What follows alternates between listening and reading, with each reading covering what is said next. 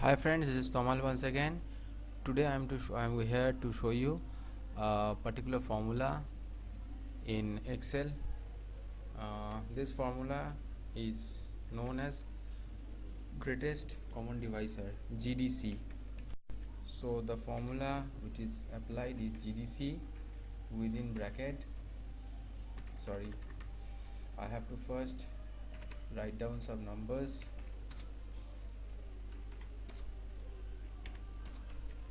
Then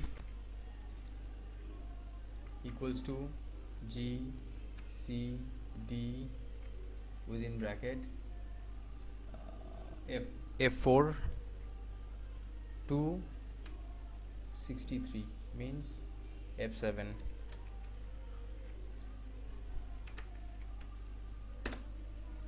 Yeah, so this is the result of GCD, greatest common divisor.